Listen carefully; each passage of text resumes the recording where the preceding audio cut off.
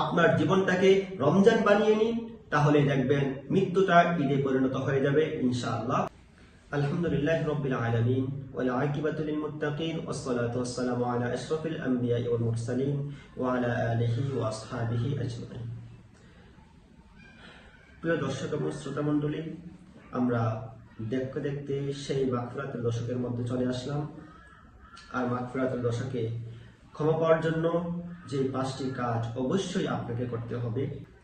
রমজান মাসের দ্বিতীয় 10 দিন হচ্ছে মাগফিরাতের। যদিও রাসূল করিম সাল্লাল্লাহু আলাইহি ওয়াসাল্লাম উম্মতের উদ্দেশ্যে বলেন, রমজান পুরোটাই বরকত আর বরকত। এই মাসে অতীতের সব গুনাহ আল্লাহ তাআলা মাফ করিয়ে নেওয়ার অবারিত সুযোগ রয়েছে। দ্বিতীয় দশকে ফরজ আমলের পাশাপাশি বিশেষভাবে কতগুলো আমল করেছেন নবী করিম সাল্লাল্লাহু আলাইহি ওয়াসাল্লাম। তাহলে আমরা এই ক্ষমার দশকে, মাগফিরাতের দশকে আমরা 5টি স্পেশাল কাজ আমাদেরকে করতে হবে, যেগুলো নবী করিম সাল্লাল্লাহু আলাইহি ওয়াসাল্লাম করেছেন। 1 নম্বর স্পেশাল আমল হচ্ছে ক্ষমার দশকের মধ্যে আমাদেরকে অবশ্যই করতে হবে, আমাদেরকে তওবা এবং ইস্তিগফার করতে হবে। কারণ নবী করিম সাল্লাল্লাহু আলাইহি ওয়াসাল্লাম বলেছে, ওই ব্যক্তির জন্য দুর্ভাগ্য, ওই ব্যক্তিকে বদদোয়া দিয়েছেন যে রমজান মাস পেয়েও তার গুনাহগুলো মাফ করে নিতে পারলো না, তার থেকে হতভাগা আর কেউ নেই। এই জন্য আমরা রমজান পেয়েছি, আমরা গুনাহগুলো মাফ করে নিব। রমজান পাওয়ার পরে যদি গুনাহগুলো মাফ করে না নিতে পারি, তাহলে আপনার থেকে আমার থেকে আর হতভাগা কেউ হতে পারে না। কারণ আল্লাহ তাআলার কাছে আপনি যখনই তওবা করবেন, আল্লাহ তাআলা আপনার তওবাকে অবশ্যই কবুল করে নেবেন। কারণ আল্লাহ তাআলা বলেছে, ইয়া আইয়ুহাল্লাযীনা আমানু তুবু ইলাল্লাহি তাওবাতান নাসুহা, ওহে যারা ঈমান আনয়ন করেছো, তুবু ইলাল্লাহি তাওবাতান নাসুহা, তোমরা আমি আল্লাহর কাছে তওবা করো, আমি আল্লাহ অবশ্যই তোমাদের তওবাগুলোকে কবুল করে নেব। তাহলে আপনি আর দেরি করছেন কেন? আপনি কত পরিমাণ গুনাহ করেছেন, আপনি হতাশ হয়ে যাচ্ছেন কেন? আল্লাহ তাআলা আপনার গুনাহ তো মাফ করবে। আল্লাহ তাআলা বলেছে, আপনি হতাশ হয়ে যাবেন না। লা তাকুনাতু মির রাহমাতিল্লাহ, ডোন্ট ডিসপেয়ার মার্সি অফ আল্লাহ, ইন্নাল্লাহা ইয়াগফিরুয যুনুবা জামিআ, and that Allah forgive all sin। আল্লাহ তাআলা আপনার সকল পাপগুলোকে ক্ষমা করে দিবে। আপনি হতাশ হচ্ছেন, আপনি এত পরিমাণ গুনাহ করেছেন, সুদ, ঘুষ, অন্যায়, দুর্নীতি, জিনা, ব্যভিচার, মাপে ওজনে কম দেওয়া ইত্যাদি কাজ করেছেন, আল্লাহ কি আমাকে মাফ করবে? আপনি টেনশনের মধ্যে পড়ে আছেন। আল্লাহ তাআলা হাদিসে কুদসির মধ্যে তো বলা হয়েছে, লাউ বালাগাত যুনুবুকা আনানাস সামা সুম্মা ইস্তাগফারতানি লাগাফারতু লাক, হে বনি আদম, তুমি গুনাহ করতে করতে যদি জমিন থেকে শুরু করে আসমানের মেঘমালা পর্যন্ত পৌঁছে যাও, সুম্মা ইস্তাগফারতানি, অতঃপর যদি তুমি আল্লাহর কাছে ক্ষমা চাও, লাগাফারতু লাক, আল্লাহ তাআলা তোমাকেও কিন্তু মাফ করে দেবে। তাহলে তুমি হতাশ হচ্ছ কেন? আল্লাহ তাআলা তোমাকে সৃষ্টি করেছে, শয়তানকে সৃষ্টি করেছে, শয়তান তোমাকে ধোঁকা দিবে, প্ররোচনা দিবে, খারাপের দিকে নিয়ে যাবে। তারপর আল্লাহ তো তওবার দরজা খোলা রেখেছে। তুমি আল্লাহর কাছে 2 ফোঁটা চোখের পানি তাহাজ্জুদের জায়নামাজের মধ্যে বসে তুমি আল্লাহর কাছে ডেকে বলো, আল্লাহ, জীবনে আর কখনো গুনাহ করব না। ওই 2 ফোঁটা চোখের পানি নাকের ডগা বেয়ে জমিনে পড়ার পূর্বে আল্লাহ তাআলা আপনার সমস্ত গুনাহ কিন্তু আল্লাহ তাআলা মাফ করে দিবে। এজন্য সেই ক্ষমার দশকের মধ্যে আপনাকে 1 নম্বর কাজ হচ্ছে আপনাকে তওবা এবং ইস্তিগফার করতে হবে।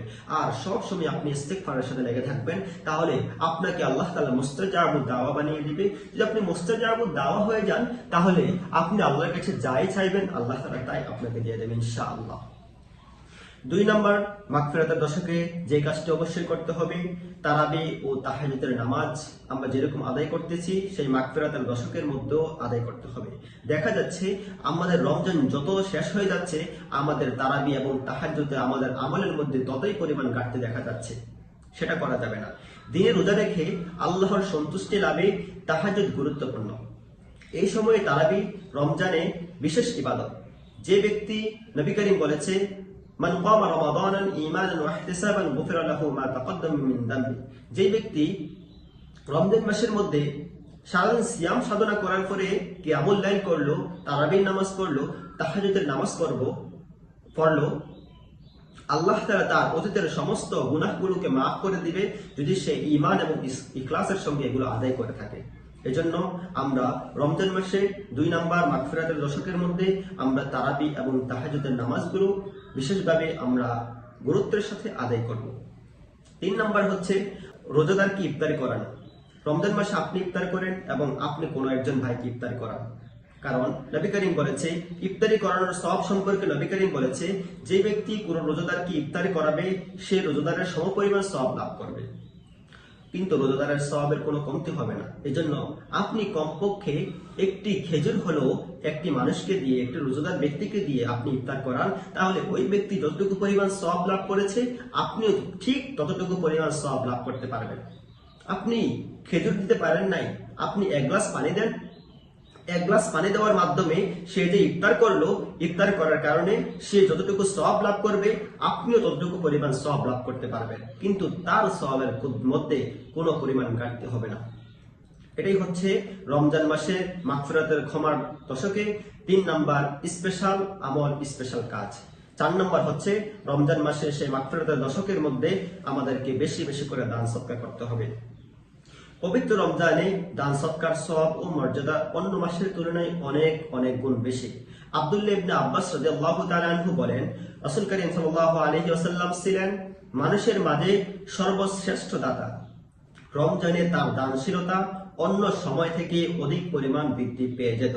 এজন্য রাসূল যেহেতু রমজান মাসের মধ্যে অন্যান্য মাসের মধ্যে দান করতেন, কিন্তু রমজান মাসের মধ্যে অধিক পরিমাণ বেশি দান করতেন। কারণ কি? কারণ রমজান মাসে দানের অধিক বরকত হয়, অধিক সওয়াব হয়। অন্যান্য মাসে দান করলে যে সওয়াব হয়, এই মাসে দান করলে প্রত্যেকটা জিনিস 70 গুণ বেশি হয়ে যায়। এজন্য আপনি রমজান মাসের মধ্যে বেশি বেশি করে দান করেন। আপনি ঘরের মধ্যে একটি দান সৎকার একটি ফান্ড করেন, ওই ফান্ডের মধ্যে আপনার প্রত্যেকটা সন্তানকে দিয়ে দান করা। 5 টাকা হলেও তুমি বাবা তুমি আজকে 5 টাকা দান করো, মা তুমি আজকে 5 টাকা দান করো, আপনি আপনার স্ত্রীকে বলে তুমি আজকে 5 টাকা দান করো। এইভাবে 5 টাকা দান করে আপনি একটা দান বাক্স করেন এবং রমজানের প্রায় শেষের দিকে সেটা একজন ফকির মিসকিন, একজন গরিবকে দিয়ে দেন, তাহলে সে এটার দ্বারা উপকৃত হবে এবং আপনি প্রত্যেকটি টাকার বিনিময়ে 70 টাকার সওয়াব আপনি পেয়ে যাবেন ইনশাআল্লাহ। এবং সর্বশেষ মাগফিরাতের ক্ষমার দশকে সর্বশেষ আমলটি হচ্ছে, সর্বশেষ কাজটি হচ্ছে আমাদেরকে বেশি বেশি করে দোয়া করতে হবে। মাগফিরাতের দশকে গুনাহ মাফের দোয়াগুলো বেশি বেশি করতে হবে, বেশি পরিমাণে করা উচিত। যেমন এই দোয়া মাগফিরাতের দশকে সর্বাবস্থায় পাঠ করা উচিত। আস্তাগফিরুল্লাহ রাব্বি মিন কুল্লি যামবি ওয়া আতুবু ইলাইহি লা হাওলা ওয়া লা কুওয়াতা ইল্লা বিল্লাহিল আলিয়্যিল আযীম। আর নবী করিম সাল্লাল্লাহু আলাইহি ওয়াসাল্লাম আরেকটা দোয়া বেশি বেশি করতেন, আল্লাহুম্মা ইন্নাকা আফুউন তুহিব্বুল আফওয়া ফা'ফু আন্নি ইয়া গফুর। এজন্য আপনি রমজান মাসের মধ্যে বেশি বেশি করে ক্ষমার দোয়াগুলো আপনি করেন। রব্বানা আতিনা ফিদ দুনিয়া হাসানাতাও ওয়া ফিল আখিরাতি হাসানা ওয়া কিনা আযাবান নার। আপনি নিজের জন্য দোয়া করুন, নিজের গুনাহসমূহকে আপনি মাফ করেন। আপনি প্রত্যেকটা দিন মনে রাখবেন, আপনি এক ফোঁটা চোখের পানি হলেও আপনি ঝরাবেন। আপনার গুনাহগুলো মাফ করে নেওয়ার জন্য ওই চোখের পানিটাই যথেষ্ট। আপনার জাহান্নামের আগুনটাকে মোছানোর জন্য, জাহান্নামের আগুনটাকে নিবানোর জন্য আপনার ওই চোখের এক ফোঁটা পানি যথেষ্ট হয়ে যাবে ইনশাআল্লাহ। এজন্য আপনি সেই ক্ষমার দশকের মধ্যে আপনি ক্ষমা ছাড়বেন, আপনি ক্ষমা করবেনই আপনার আমলের গুনাহগুলোকে।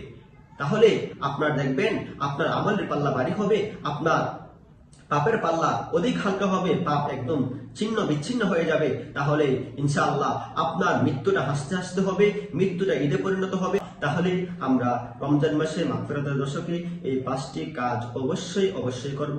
ওয়া আখিরু দাওয়ানা আলহামদুলিল্লাহি রাব্বিল আলামিন ওয়া আসসালামু আলাইকুম ওয়া রাহমাতুল্লাহি।